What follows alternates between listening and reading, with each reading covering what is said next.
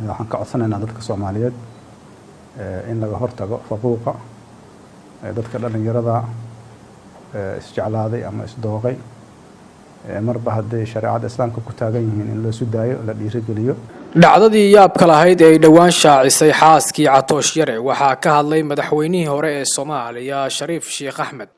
hadalkan Sheekh Shariif ayaa ku soo beegmaya xilli uu Catoosh Yare xaaskiisa isugu daray dil iyo in uu ka cayriyay gurigii ay wada deganaayeen, sidoo kalena uu ka furtay moobilkeedii iPhone-ka ahaa oo ay ugu deeqday astaan xilligii arooskooda. sidoo kale xaaska Catoosh Yare Maslaxo waxay sheegtay inuu Catoosh Yare ka haysto TikTok-geedii oo ay sheegtay inuu marayay meel fiican.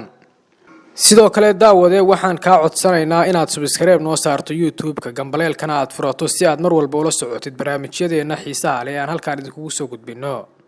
haddii aan eegno hadalka Sheekh Shariif wuxuu ahaa hadal aan ka turjumayn waaqica lagu jiro iyo ujeedka Catoosh Yare iyo xaaskiisa iyo Xasan Toob oo ahaa arooskan qaban qaabihiisa. haddaba daawade waxaad isweydiinaysaa ujeedkooda iyo wuxuu ahaa hadafkoodu.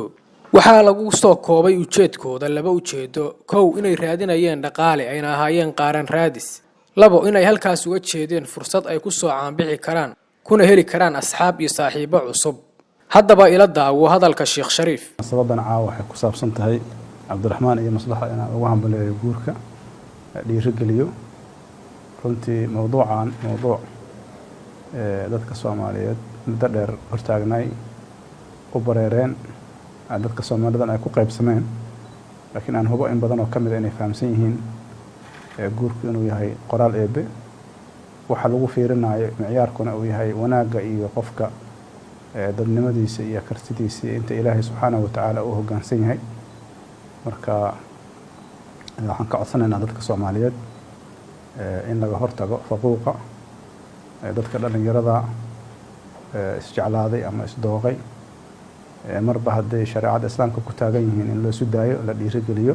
Sheekh Shariif maxay uga dhigan tahay arrintan? madaxweynihii hore ee Soomaaliya Sheekh Shariif oo sanadkan raadinaya xilka madaxweynaha waxay arrintan u keeni kartaa sumcad xumo iyo inuu ku dhex milmay dhalinyarada waayadan dambe sida khaldan u isticmaalaya miidiyaha haddana aan waxba xeerinayn oo ku dheelaya mustaqbalkooda ceebaynayana guurka.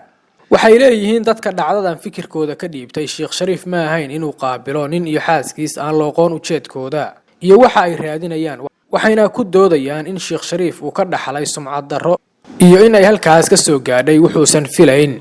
daawade haddii aad ila soo gaadhay gabagabada barnaamijka qaybta hoose ee commentiga igu soo qor aan fikirkaagana ka dhiibo.